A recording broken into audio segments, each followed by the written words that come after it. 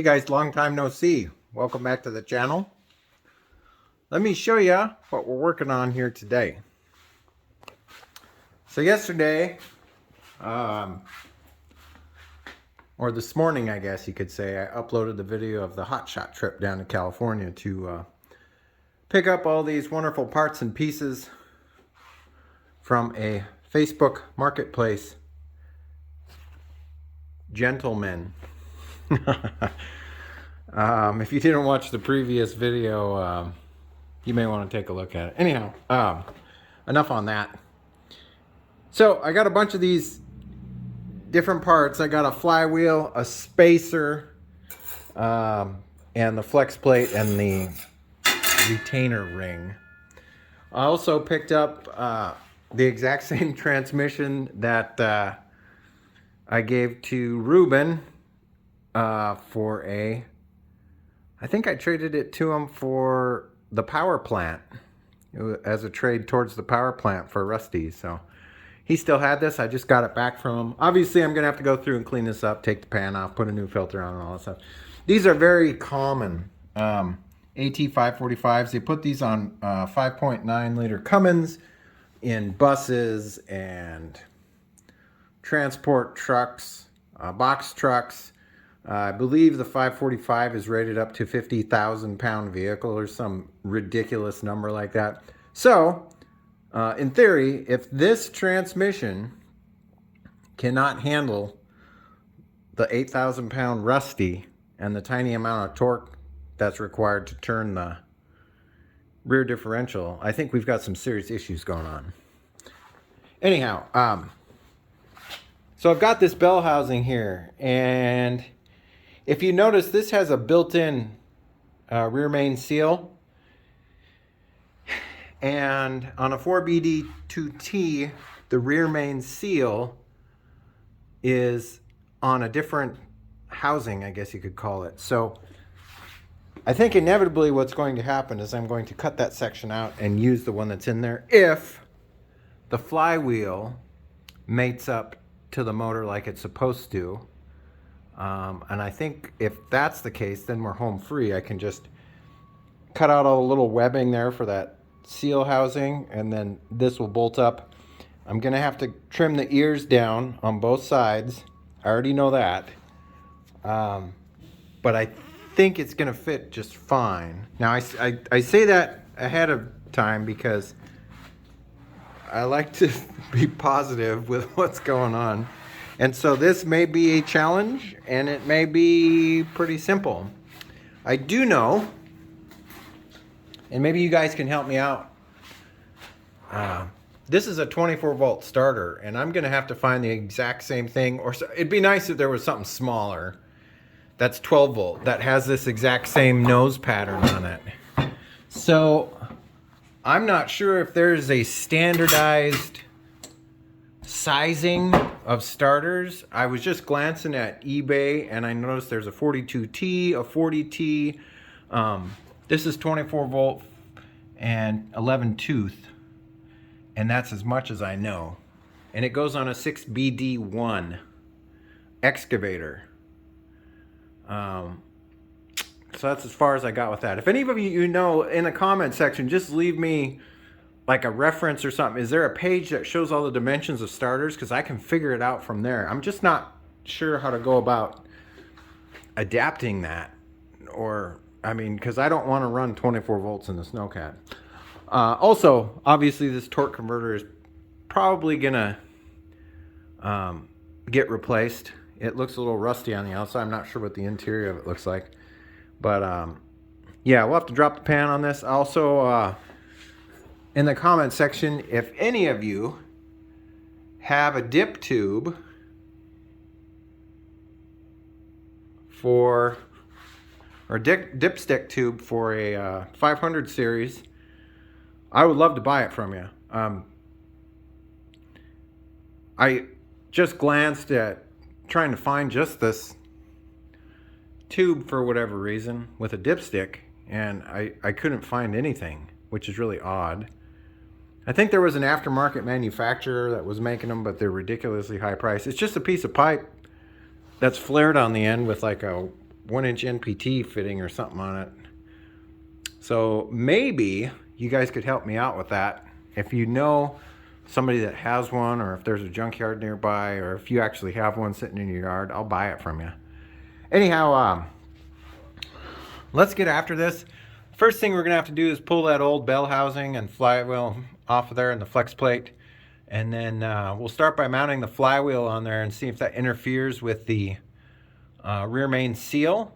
And if it does, then we're gonna have to go with the original rear main seal that's in that bell housing there. So let's get after it. We'll go step by step here. I don't know if I'm gonna show time lapse or not, but I'll take you along for the ride anyhow. Well, what do you know? This is a spare starter that I have. And it fits on there, but it sits out at a weird angle, which I don't think is going to work. So I will have to take a look at seeing if there's a way to clock this, maybe take this apart and reverse it or something like that. I don't think there is, but if anything, I wonder if this motor and the solenoid can be transferred over to this assembly. Maybe. I don't know. We'll have to figure it out.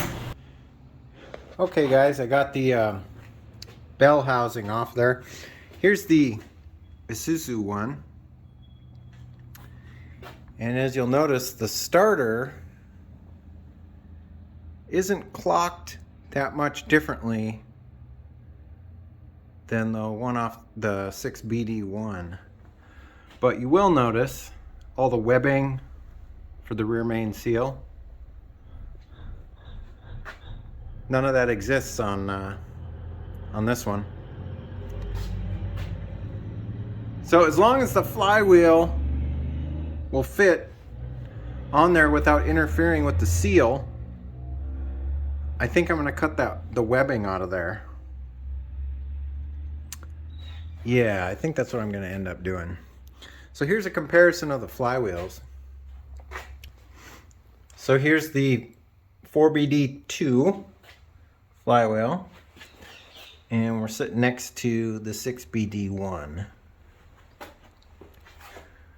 So obviously the 6BD1 is a heavier weight flywheel. Alternatively, there's the flex plate for the 4BD2, and here's the flex plate for the 6BD1. So there are some differences, obviously. So what I'm going to try to do now is, these look the same. I don't think it's going to be an issue, but I'm just going to put that flywheel in there for the heck of it and see where it ends up. It shouldn't ride on the seal at all. And if that's the case, then we're going to start modifying this bell housing to work for what I want it to do. So one thing I did notice is that these flywheel bolts are a size larger, which is not a big deal. I'll have to order some of these the next size down. I think those are 12 millimeter or something like that, but I'll have to order the next size down in like a grade 10.9. But this is gonna be no problem. Sorry the lighting's so crappy in here, guys, but we got plenty of space from the rear main seal, and it's flush up against there. So it does bolt up. All the bolt holes line up. Obviously the bolt holes in that flywheel are a little bit bigger because of the size difference in the bolts. But yeah, I'll have to figure out what the length on those are and order this correct size to get into that 4BD2 crankshaft. As far as the bell housing goes, yeah, we'll definitely have to modify this. Clip the ears off here and then cut this center section out. And I think I'm going to cut it right along here because this part bolts into the oil pan. So we need to create space in there for the original one that sits in there.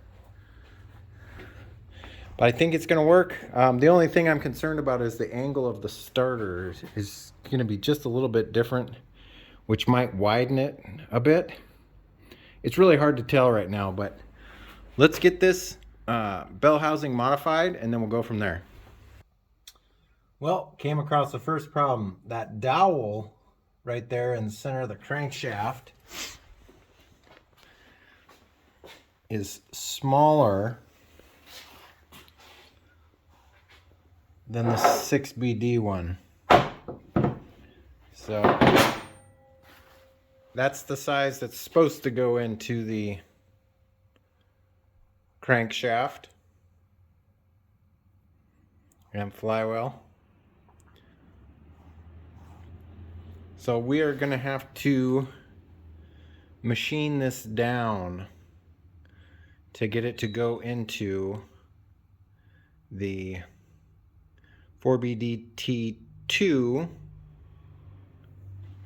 crankshaft. Maybe I will make a trip to the machine shop or figure out somebody who's got a lathe that can turn that down. Here's some carnage for you. I made it look like the one that I have. Cut out that center section. That's basically all it is.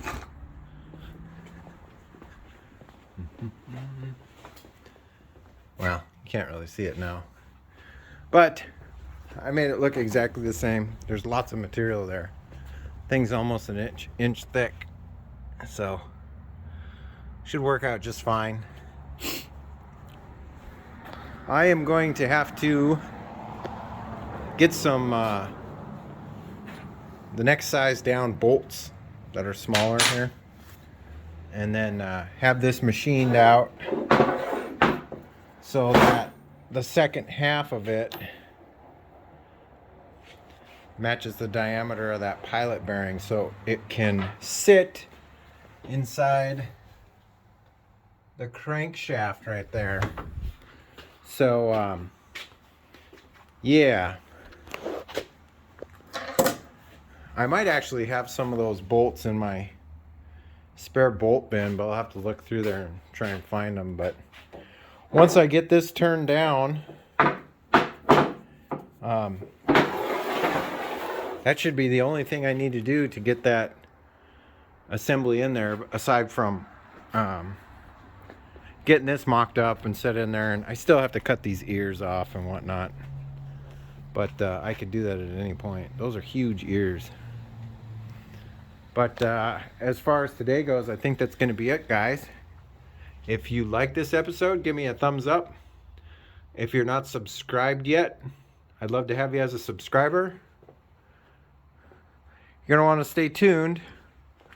We're going to do a maintenance on this Allison and kind of see where it sits, see what parts I need to order, if I need to order any. But as always, I hope you guys are staying safe, taking care of each other, and I'll catch you next time. See you later. Bye-bye.